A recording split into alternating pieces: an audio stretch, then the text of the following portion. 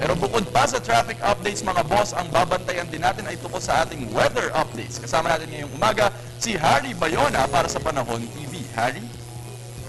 Good morning, JC. Good morning, boss. Unang Lunes para sa buwan ng Mayo, kung kaya't kailangang malaman natin ang magiging lagay ng panahon para sa magandang simula ng panibagong linggo. Makakasama nga po natin ngayon si Pag-asa Weather Forecaster Alvin Pura. Good morning po, Mr. Pura. Good morning, Harry, at good morning din sa inyong mga viewers. Mr. Pura, dahil napapadalas na yung mga pag-ulan recently, papasok na po ba tayo sa panahon ng pag-ulan? Bagamat nakakaranas pa rin tayo ng matataas na temperatura, ay yung mga pag-ulan natin ay senyalis na po, papalapit na o papasok na ang ating panahon ng tag-ulan. Alright, so hindi pa naman po tayo nasa rainy season, pero papunta na po tayo doon. Opo, Harry, actually pagpasok ng mga mid-May or late parts ng May, dyan na po ang simula ng mga tuloy-tuloy nating mga pag-ulan or mga thunderstorms. Alright, Sir Pura, Mr. Pura, question lang po kasi yung tungkol sa ating weather system na umiiral ngayon ay easterlies, ano? Ano po ba yung aasahan nating lagay ng panahon given that said weather system? Sa ngayon nga, meron tayong tinatawag na easterlies or yung hangin na nanggagaling sa silangan.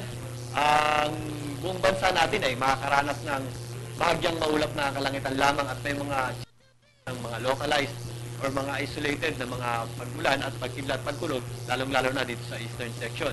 At usually, ma-experience natin yan sa hapon or sa gabi. Mr. Pura, nabanggit niyo po yung mainit na panahon. Ano po ba yung top 5 maximum temperature na naitala natin kahapon? Kahapon po ay umabot tayo ng 38.6 dyan sa area ng Subic station natin, at sa Cabanatuan naman ay meron tayong naitalang 37 degrees Celsius. Para sa Dagupan ay umabot tayo sa 36.5, at sa Naiya naman ay meron tayong naitalang 36.0 degrees Celsius. Kahapon, 1:50 p.m., para dito sa Science Garden or sa representation ng Metro Manila ay umabot tayo ng 35.6 degrees Celsius. Mr. Pura, question lang din po kasi gusto ko lang din pong malaman at para sa kapakanan din po natin mga tagapanood, ano po ba yung magiging range po ng temperatura natin para sa buwan ng Mayo? Magiging mas mainit po ba ito kumpara nung nakaraang buwan? Actually, pag months ng May ay magsisimula na nga po yung ating mga pagulan at medyo bababa ng bahagya ang ating temperatura. Ang ating average maximum temperature sa buwan ng May ay umabot po sa 34 to 35 degrees Celsius or dun lang po siya naglalaro. Alright. Ito naman po dahil napapag-uusapan po natin yung mainit na panahon. Last few words na lang po para sa ating mga tagapanood. Bagamat nakakaranas pa rin tayo ng mainit na temperatura, para po sa ating mga viewers ay mainam po na maghanda tayo sa mga pagulan at lagi po tayong magdala ng mga pananggalang sa ulan. Alright, maraming salamat po Mr. Alvin Pura. Mga kababayan, atin nga pong nakasama si Pag-asa Weather Forecaster Alvin Pura. Sa ngayon ngay umiiral sa ating bansa ang weather system na easterlies, kung kaya't asahan ang mainit na panahon. Sa mga susunod na araw kaya, ano nga bang dapat asahan sa ating panahon? Halina't alamin natin yan sa tulong ng 3-day weather forecast ng Pag-asa.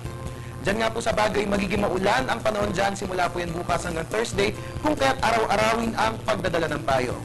Dito naman po sa atin sa Metro Manila, isolated rain showers or thunderstorms ang mararanasan simula po yan bukas hanggang sa araw ng Huwebes.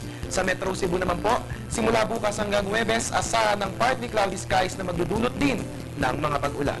Sa Metro Davao naman po, kung walang importanteng lakad, it's best to stay indoors, lalo pat makararanas tayo ng mga isolated rain showers or thunderstorms simula po yan bukas hanggang sa araw ng Huwebes. And finally, sa Zamboanga, bukas, bantayan na maigi ang weather, lalo pat makararanas ng isolated rain showers or thunderstorms simula po yan bukas hanggang sa araw ng Huwebes. Para naman sa ating astronomical news, ngayong Mayo at Gis ay magaganap ang astronomical spectacle na annular solar eclipse. Ang annular solar eclipse ay nagaganap kapag ang diameter ng buwan ay mas lumiliit kaysa araw na nagiging sanhi ng pagkaharang sa liwanag ng araw at nagmumukha itong isang ring.